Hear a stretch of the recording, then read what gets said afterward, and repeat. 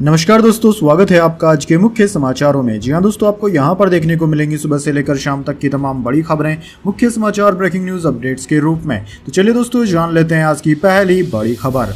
झूठे आरोपों पर चुनाव आयोग बोला शक का इलाज नहीं, हमें लापता जेंटलमैन कहा गया लेकिन देश में वोटिंग का वर्ल्ड रिकॉर्ड बना। जी हां दोस्तों, मुख्य चुनाव आयुक्त सीईसी राजीव कुमार ने कहा कि हम पर झूठे आरोप लगाए गए हैं, हमें लापता जेंटलमैन कहा गया लेकिन इसी दौरान देश में वोटिंग का वर्ल्ड रिकॉर्ड बन गया। यह हमारे लोकतंत्र की ताकत है। लोकसभा चुनाव की काउंटिंग से एक दिन पहले सोमवार को सीईसी ने यह बात प्रेस कॉन्फ्रेंस में कही। वहीं दोस्तों, राजीव कुमार ने कहा कि हमने फेक न्यूज रोकी लेकिन खुद पर होने वाले हमले नहीं रोक पाए। कांग्रेस नेता जयराम रमेश के आरोपों का जवाब देते हुए कहा कि शक का इलाज तो हकीम लुकमान के पास भी नहीं है। चलिए दोस्तों, जान लेते हैं इसके बाद अगली खबर। वोटों की गिनती को लेकर आम आदमी पार्टी मुख्यालय में काउंटिंग एजेंटों को दी गई ट्रेनिंग, मतगणना केंद्रों पर डटे रहने के निर्देश। जी हां दोस्तों, आज लोकसभा चुनाव की वोटों की गिनती को लेकर आम आदमी पार्टी मुख्यालय में काउंटिंग एजेंटों को ट्रेनिंग दी गई। आम आदमी पार्टी के राष्ट्रीय महासचिव और राज्यसभा सांसद संदीप पाठक ने सोमवार को काउंटिंग एजेंटों को ट्रेनिंग दी। इस सेशन में आम आदमी पार्टी के लोकसभा उम्मीदवार सोमनाथ भारती भी मौजूद रहे। संदीप पाठक ने कहा कि कल होने वाली वोटों की गिनती को लेकर आज हमने पार्टी मुख्यालय में अपने काउंटिंग एजेंटों के लिए एक ट्रेनिंग सेशन का आयोजन किया। दोस्तों, संदीप पाठक ने कहा कि हमने सभी काउंटिंग एजेंटों से कहा है कि उनको सुबह 6 बजे तक अपने अपने मतगणना केंद्र पर पहुंच जाना है। जब तक एक एक वोट की गिनती नहीं हो जाती तब तक किसी भी एजेंट को मतगणना केंद्र छोड़कर नहीं जाना है। मतगणना के दौरान अगर काउंटिंग एजेंटों को किसी भी तरह का कोई शक होता है तो उसे तुरंत अपनी शिकायत रिटर्निंग ऑफिसर के पास दर्ज करानी है। किसी भी हाल में काउंटिंग एजेंट को चुप नहीं रहना है। चलिए दोस्तों, जान लेते हैं इसके बाद अगली खबर। जयराम रमेश ने इलेक्शन कमीशन को फिर जवाब नहीं दिया, शाम 7 बजे तक की डेडलाइन थी। कांग्रेस नेता बोले थे गृह मंत्री ने 150 कलेक्टर्स को धमकाया। जी हां दोस्तों, चुनाव आयोग ने सोमवार को कांग्रेस नेता जयराम रमेश से कहा है कि वो वोट काउंटिंग से पहले गृह मंत्री के 150 कलेक्टर्स को फोन करने के दावे का आज ही जवाब दें और शाम तक सबूत पेश करें। कांग्रेस नेता जयराम रमेश ने 7 दिन का वक्त मांगा था, इसे चुनाव आयोग ने ठुकरा दिया। इससे पहले रविवार को इलेक्शन कमीशन ने जयराम रमेश के दावे का संज्ञान लिया था। इसी ने जयराम रमेश को एक पत्र लिखकर कहा कि वे अपने दावे से जुड़ी डिटेल्स शाम 7 बजे तक शेयर करें, लेकिन कांग्रेस नेता ने जवाब नहीं दिया। दोस्तों, आपकी जानकारी के लिए बता दें, इससे पहले जयराम रमेश ने 1 जून को सोशल मीडिया प्लेटफॉर्म एक्स पर एक पोस्ट शेयर की थी जिसमें कहा गया था कि गृह मंत्री आज सुबह से जिला कलेक्टर्स को फोन पर बात करके धमका रहे हैं। चलिए दोस्तों, जान लेते हैं इसके बाद अगली खबर। काउंटिंग में गड़बड़ी दिखे तो तुरंत वीडियो भेजें, कार्यकर्ताओं के लिए कांग्रेस ने जारी किए हेल्पलाइन नंबर भी। दरअसल दोस्तों, आज लोकसभा चुनाव की मतगणना का दिन है। सुबह 8 बजे से ही काउंटिंग शुरू हो गई है। इसको लेकर सभी तैयारियां पूरी कर ली गई। सुरक्षा व्यवस्था के पुख्ता इंतजाम किए गए हैं। उधर दोस्तों, चुनाव के एग्जिट पोल में एक बार फिर केंद्र में मोदी सरकार बनती दिख रही है। वहीं इन एग्जिट पोल्स पर विपक्ष ने सवाल उठाते हुए उन्हें खारिज कर दिया। इस सब के बीच कांग्रेस ने अपने कार्यकर्ता और पोलिंग एजेंट्स के लिए हेल्पलाइन नंबर जारी किया है। दरअसल कांग्रेस ने मतगणना के दिन संभावित गड़बड़ी को लेकर 2 हेल्पलाइन नंबर जारी किए हैं। पार्टी की तरफ से कार्यकर्ताओं को निर्देश दिए गए हैं कि सभी को सजग रहना है और अगर उनको कोई धांधली नजर आती है तो वो उसका वीडियो बनाकर हेल्पलाइन नंबर पर भेजें। इसको लेकर एक बड़ी लीगल टीम भी सेटअप की गई है। चलिए दोस्तों, जान लेते हैं इसके बाद अगली खबर।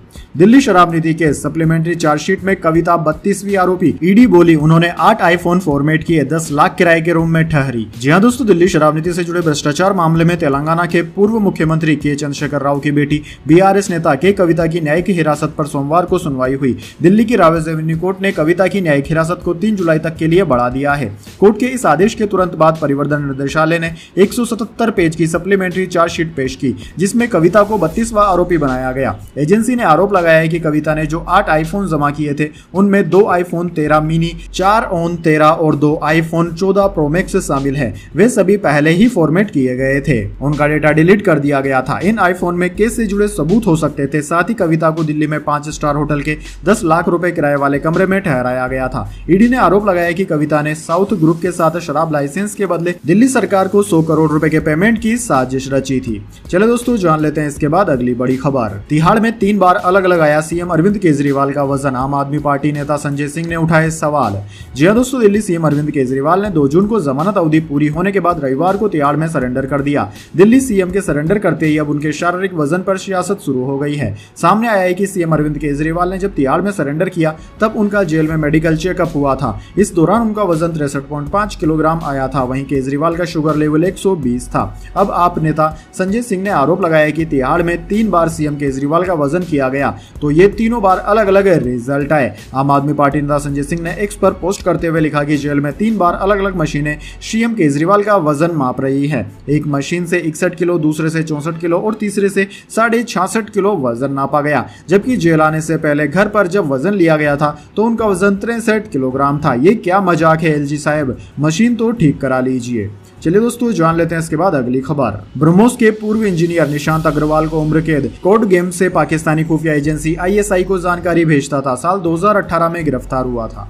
जी हां दोस्तों, महाराष्ट्र की नागपुर डिस्ट्रिक्ट कोर्ट ने सोमवार को पाकिस्तान की खुफिया एजेंसी आईएसआई के लिए जासूसी करने वाले ब्रह्मोस एरोस्पेस प्राइवेट लिमिटेड के पूर्व senior system engineer Nishant Agrawal को उम्र कैद की सजा सुनाई है। शुरुआती जांच में सामने आया था कि निशांत कोड गेम्स के जरिए ब्रह्मोस मिसाइल से जुड़ी जानकारी आईएसआई को भेजा करता था। अग्रवाल को अप्रैल 2023 में बॉम्बे हाईकोर्ट की नागपुर पीठ ने जमानत दी थी। साल 2018 में गिरफ्तार निशांत को आईपीसी और आधिकारिक गोपनीयता अधिनियम ओएसए की धारा 3 और 5 के तहत आजीवन कारावास की सजा सुनाई गई है। साथ ही उस पर 3000 रुपए का जुर्माना भी लगाया गया है। चलिए दोस्तों जान लेते हैं अगली खबर। ईरान में रईसी की जगह लेने उतरी कट्टरपंथी महिला उम्मीदवार, विरोधियों को फांसी देने की हिमायती, मॉडर्न वेपन्स की शौकीन है जोहर रहे इलाहियन।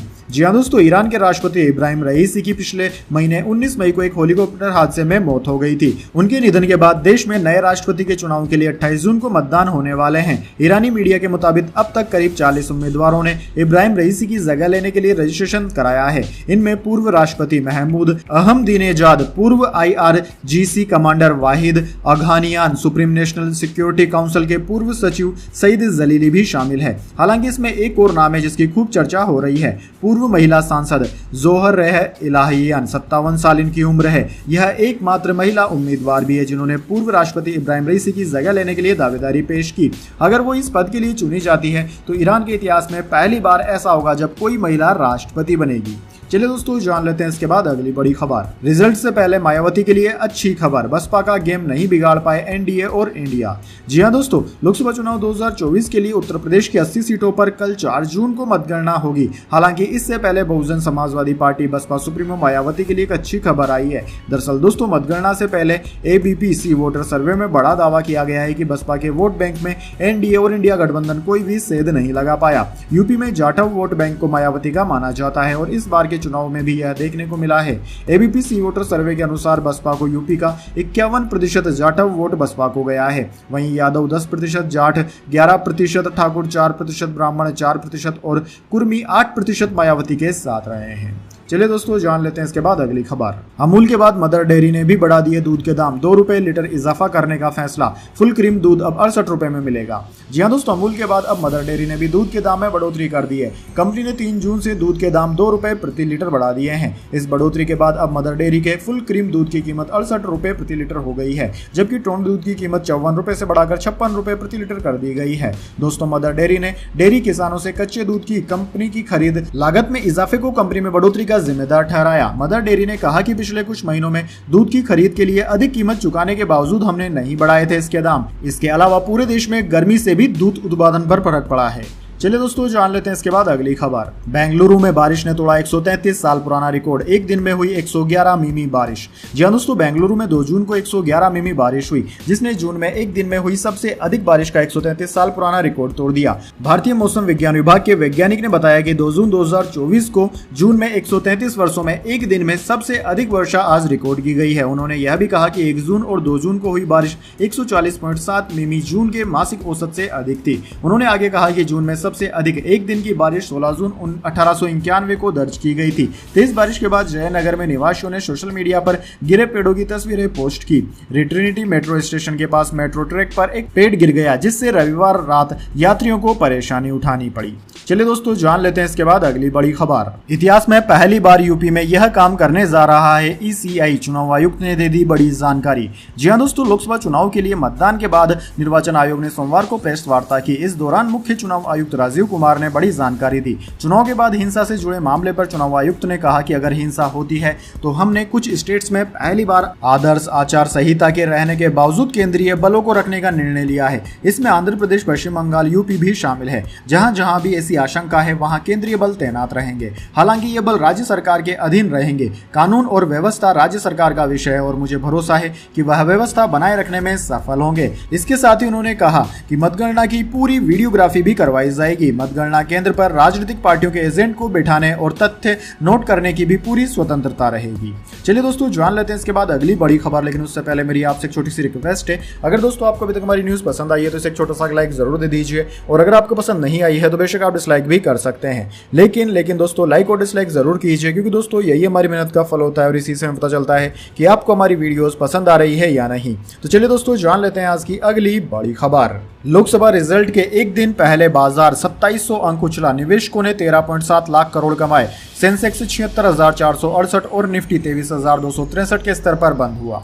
जी हां दोस्तों, लोकसभा चुनाव नतीजों से एक दिन पहले 3 जून को सेंसेक्स 2,777 पॉइंट्स की तेजी के साथ 76,738 और निफ्टी 808 पॉइंट्स चढ़कर 23,338 पर पहुंच गया। दोनों का ये ऑल टाइम हाई है। हालांकि दोस्तों बाद में बाजार अपने ऊपरी स्तरों से थोड़ा नीचे आया और सेंसेक्स 2,500 पॉइंट्स चढ़कर 76,468 के स्तर पर बंद हुआ। वहीं निफ्टी 733 पॉइंट्स चढ़ा और 23,263 के स्तर पर बंद हुआ। दोस्तों शेयर बाजार में आज इस तेजी से निवेशकों की वेल्थ लगभग 13,78,630 करोड़ रुपए बढ़ गई। बीएसई का मार्केट कैप शुक्रवार को 4,12,12,881 करोड़ रुपए पर जा पहुंचा। वहीं दोस्तों बात करें आज के मार्केट में निफ्टी 50 के टॉप लूजर और टॉप गेनर स्टॉक्स की, तो दोस्तों आज के मार्केट में निफ्टी 50 के टॉप गेनर्स में अडानी पोर्ट्स, एसबीआई और एनटीपीसी रहे, जबकि निफ्टी 50 के टॉप लूजर्स में Eicher Motors, LTI Mindtree, HCL Tech रहे। चलिए दोस्तों, जान लेते हैं इसके बाद अगली खबर। आज 3,499 रुपए सस्ती हुई चांदी 88,950 रुपए प्रति किलोग्राम पर आई। सोना भी 951 रुपए सस्ता होकर 71,405 रुपए पर बिका। जी हां दोस्तों, सोने चांदी की कीमतों में 3 जून को बड़ी गिरावट देखने को मिल रही है। Indian Boolean and jewellers association यानी कि IBGA की वेबसाइट के अनुसार 10 ग्राम 24 कैरेट सोना 951 रुपए सस्ता होकर 71,405 रुपए पर आ गया। वहीं चांदी की बात करें तो आज 1 किलोग्राम चांदी 3,499 रुपए सस्ती होकर 88,950 रुपए प्रति किलोग्राम में बिक रही है। इससे पहले 2 जून को चांदी 92,459 रुपए प्रति किलोग्राम पर बिक रही थी। चलिए दोस्तों, जान लेते हैं इसके बाद अगली खबर। एसबीआई का शेयर ऑल टाइम हाई पर 8 लाख करोड़ के मार्केट कैप को पार करने वाली भारत की 7वीं लिस्टेड कंपनी बनी। जी हां दोस्तों, एसबीआई यानी कि state bank of India 8 lakh crore के मार्केट कैप को पार करने वाली भारत की 7वीं प्राइवेट कंपनी बन गई है। बैंक का शेयर आज 3 मई को 912 रुपए के रिकॉर्ड हाई पर पहुंचा। हालांकि दिन भर कारोबार करने के बाद शेयर अपने हाई से थोड़ा नीचे आकर 9.48% की तेजी के साथ 909.05 पर बंद हुआ। दोस्तों मार्केट क्लोजिंग के बाद बैंक का मार्केट कैप 8.07 लाख करोड़ रुपए हो गया। इस साल यानी कि 2024 में अब तक एसबीआई के शेयरों में 41% से ज्यादा की बढ़ोतरी देखने को मिली है। वहीं एक साल में शेयर 54% से ज्यादा चढ़ा है। भारतीय स्टेट बैंक देश का सबसे बड़ा सरकारी बैंक है। एसबीआई में सरकार की 56.92% हिस्सेदारी है। चलिए दोस्तों, जान लेते हैं इसके बाद अगली खबर। एमपी, दिल्ली समेत 11 राज्यों में आज हीट वेव का अलर्ट। यूपी के फतेहपुर में सबसे ज्यादा 46.2 डिग्री तापमान। ओडिशा में 3 दिन में हीट स्ट्रोक से 20 लोगों की मौत। जी हां दोस्तों, नौतपा बीतने के बाद भी देश के कई राज्यों में तेज गर्मी और हीट वेव का असर देखने को मिल रहा है। मौसम विज्ञान विभाग ने 11 राज्यों में आज हीट वेव का अलर्ट जारी किया है। इनमें पंजाब, हरियाणा, दिल्ली, जम्मू कश्मीर, हिमाचल प्रदेश, उत्तर प्रदेश, राजस्थान, मध्य प्रदेश, छत्तीसगढ़, महाराष्ट्र और ओडिशा शामिल है। मौसम विभाग ने कहा है कि इन राज्यों में अगले 3 दिन तक हीट वेव चलेगी। हालांकि इसकी तीव्रता नौतपा के दिनों में चली हीट वेव से कम होगी। IMD के मुताबिक रविवार 2 जून को इन राज्यों में कई जिलों में तापमान 43 डिग्री के आसपास रिकॉर्ड हुआ था। हालांकि कुछ जिलों में 45-46 डिग्री के बीच में भी तापमान रिकॉर्ड किया गया। चलिए दोस्तों, जान लेते हैं इसके बाद अगली बड़ी खबर। कश्मीर के पुलवामा में 2 आतंकवादियों का एनकाउंटर। इनमें टॉप कमांडर रियाज अहमद डार भी शामिल। कई आतंकी हमलों में शामिल रहा था। जी हां दोस्तों, जम्मू कश्मीर के पुलवामा जिले में सोमवार को सुरक्षा बलों ने 2 आतंकवादियों का एनकाउंटर किया। ये मुठभेड़ पुलवामा जिले के निहामा एरिया में चल रही थी। आतंकवादियों ने सुरक्षा बलों पर पहले फायरिंग की। इस एनकाउंटर में साल 2015 से घाटी में एक्टिव टॉप कमांडर रियाज अहमद डार मारा गया। वो घाटी में हुए कई आतंकी हमलों में शामिल था। सुरक्षा बलों ने दोनों दोनों आतंकवादियों के शव बरामद कर लिए हैं। कश्मीर के पुलिस महानिदेशक वी.के. बिर्दी ने बताया कि एक और आतंकी की पहचान की जा रही है। एक सीनियर पुलिस अधिकारी ने बताया कि पुलिस और सेना की एक ज्वाइंट टीम ने निहामा में घेराबंदी और सर्च ऑपरेशन शुरू किया था। इसी दौरान छिपे हुए आतंकवादियों ने उन पर हमला कर दिया था। चलिए दोस्तों जान लेते हैं इसके बाद अगली खबर। 2000 के 97.82% नोट बैंकों में वापस आए। अब 7,755 करोड़ रुपए की करेंसी बाकी। 19 मई को नोट सर्कुलेशन से बाहर हुए थे। जी हाँ दोस्तों, 19 मई 2023 तक सर्कुलेशन में रहने वाले 2000 के 97.82% नोट बैंकों में वापस आ चुके हैं। रिजर्व बैंक ऑफ इंडिया यानी कि आरबीआई ने 3 जून को इसकी जानकारी दी। आरबीआई के अनुसार 31 मई 2024 तक 7,755 करोड़ वैल्यू के नोट ही लोगों के पास बचे थे। इन नोटों के वापस लेने के ऐलान के समय देश में 3.56 लाख करोड़ रुपए वैल्यू के नोट सर्कुलेशन में थे। आरबीआई ने इस साल 19 मई को 2000 के नोट सर्कुलेशन से बाहर करने का ऐलान किया था। आरबीआई ने कहा था कि ये नोट अब भी लीगल टेंडर बने रहेंगे। 2000 के नोट 2016 में हुए नोटबंदी के बाद सर्कुलेशन में आए थे। बैंकों ने नोट बदलने या जमा करने की आखिरी तारीख 7 अक्टूबर 2023 दी थी। अब केवल आरबीआई के 19 इश्यू ऑफिसेज में ही नोट बदले या फिर जमा किए जा सकते हैं। वैसे दोस्तों कमेंट करके बताइए, क्या आपने अभी तक भी 2000 रुपए का पुराना वाला नोट रखा हुआ है? चलिए दोस्तों जान लेते हैं इसके बाद अगली बड़ी खबर। मालदीव इजरायली नागरिकों की एंट्री पर बैन लगाएगा। गाजा के समर्थन में मार्च भी निकालेगा। इजराइल की सलाह, मालदीव नहीं भारत जाएं। जी हाँ दोस्तों, मालदीव की मुइज़ सरकार ने इजराइल गाजा युद्ध में फिलिस्तीन का समर्थन किया है। सरकार ने देश में पासपोर्ट के नियमों में बदलाव करते हुए इजरायली पासपोर्ट पर प्रतिबंध लगाने का फैसला किया। फैसला लागू होने के बाद इजरायली नागरिक मालदीव में प्रवेश नहीं कर पाएंगे। रविवार को मालदीव के गृह मंत्री अली यूसन ने कहा कि इजरायली पासपोर्ट वालों के मालदीव में प्रवेश पर प्रतिबंध लगाने के लिए कानूनी संशोधन करने का फैसला लिया गया है। कैबिनेट ने इस प्रक्रिया में तेजी लाने के लिए एक विशेष समिति का भी गठन किया है। इस कमेटी में देश के सीनियर अफसर और नेता शामिल हैं। चलिए दोस्तों जान लेते हैं इसके बाद अगली खबर। पुर्तगाल में एयर शो के दौरान 2 प्लेनों की आपस में टक्कर, एक पायलट की मौत। प्लेन सोवियत एरा में डिजाइन किया गया था। जी हाँ दोस्तों, पुर्तगाल वायुसेना के रविवार को एक एयर शो के दौरान 2 प्लेन की आपस में टक्कर हो गई, जिसमें एक पायलट की मौत हो गई और दूसरा घायल है। पुर्तगाली वायुसेना ने कहा कि बेजा एयर शो में 6 प्लेन शामिल थे। यह घटना स्थानीय समय के अनुसार 4 बजे घटी। न्यूज एजेंसी एएफपी के मुताबिक जिस पायलट की मौत हुई है वह स्पेन का रहने वाला था। वायुसेना ने बताया कि दूसरे पायलट को हल्की चोटें आई है। पुर्तगाल के रक्षा मंत्री नूनो मेला ने इस घटना पर दुख जताया और मामले की जाँच के आदेश दिए हैं। चलिए दोस्तों जान लेते हैं इसके बाद अगली बड़ी खबर। जीतू पटवारी बोले, बीजेपी की डपली बजाने वाले कलेक्टरों से निपटेंगे। पीसीसी चीफ ने कहा, एग्जिट पोल की पोल 18 घंटे में खुल जाएगी। दरअसल दोस्तों एग्जिट पोल पर कांग्रेस सहित तमाम विपक्षी दल हमलावर हैं। प्रदेश कांग्रेस अध्यक्ष जीतू पटवारी ने सोमवार को प्रेस कॉन्फ्रेंस कर एग्जिट पोल पर सवाल उठाए। कलेक्टरों की शिकायतों को लेकर जीतू पटवारी ने कहा कि उन्होंने नौकरों जैसा काम किया है। 5 साल कलेक्टर बने रहना है, इसलिए बीजेपी की डपली बजाई। जिनकी डपली बजाई है उनकी सारी लिस्ट भी है। जिन अधिकारी कर्मचारियों ने सत्ता में रहकर जैसा जैसा किया, उनके साथ सत्ता में रहकर ही न्याय नहीं होगा, बल्कि विपक्ष में रहकर कैसे न्याय हो सकता है वह भी बताया जाएगा। उन्होंने कहा कि अगर उनको अच्छी पोस्टिंग चाहिए, सही जगह पर बैठे रहना है, इसलिए सरकार की तूती में बोलना है, तो ऐसे कितने अधिकारी और कितने कलेक्टर हैं जिन्होंने निर्वाचन आयोग के धर्म को नहीं निभाया, बीजेपी के धर्म को निभाया, जैसे खुजराहो और जगह में हुआ। इन लोगों से सही तरीके से निपटा जाएगा। चलिए दोस्तों जान लेते हैं इसके बाद अगली बड़ी खबर। नतीजों के बाद कांग्रेस ने बुलाई इंडिया ब्लॉक के नेताओं की मीटिंग, आगे की रणनीति पर हो सकती है चर्चा। जी हां दोस्तों, लोकसभा चुनाव की मतगणना में कुछ ही घंटे का समय बचा है। मंगलवार सुबह 8 बजे से वोटों की काउंटिंग शुरू हो रही है। इसी बीच कांग्रेस ने लोकसभा चुनाव के नतीजों का आकलन करने के लिए विपक्षी दलों के वरिष्ठ नेताओं की मंगलवार शाम या बुधवार सुबह बैठक बुलाई है। सूत्रों के मुताबिक मतगणना पूरी होने के बाद मंगलवार शाम तक इंडिया ब्लॉक के शीर्ष नेताओं को दिल्ली में ही रहने को कहा गया है। सूत्रों ने बताया है कि शनिवार दोपहर कांग्रेस अध्यक्ष मल्लिकार्जुन खड़गे ने आवास पर हुई विपक्षी नेताओं की बैठक में यह निर्णय लिया था। तो दोस्तों यह थी आज की तमाम बड़ी खबरें। इसके बाद दोस्तों बारी आती है आज के माइंड क्विज क्वेश्चन की। जी हाँ दोस्तों, एक आसान से सवाल का जवाब देकर आप जीत सकते हैं एक सरप्राइज गिफ्ट हमारे यूट्यूब चैनल की ओर से। तो दोस्तों आज का सवाल आपकी स्क्रीन पर आ चुका है। भारत की राजनीति के इतिहास में सबसे ज्यादा सीटें लोकसभा चुनाव में कौन सी पार्टी ने जीती हुई है? जी हाँ दोस्तों, अगर आप जानते हो उस पार्टी का नाम जिसने की भारत के इतिहास में सबसे ज्यादा लोकसभा की सीटें जीती थी कभी भी, तो उस पार्टी का नाम कमेंट बॉक्स में लिख दीजिए। अगर दोस्तों आपका जवाब पता एकदम सही और आप चुन जाते हैं लकी विजेता के रूप में, तो आपको मिल सकता है एक सरप्राइज गिफ्ट हमारे यूट्यूब चैनल की ओर से। तो दोस्तों जल्दी से अपना उत्तर कमेंट बॉक्स में लिख दीजिए, वीडियो को लाइक कर लीजिए और चैनल को सब्सक्राइब करके बेल आइकन भी दबा लीजिए। धन्यवाद। वंदे मातरम। जय हिंद, जय भारत।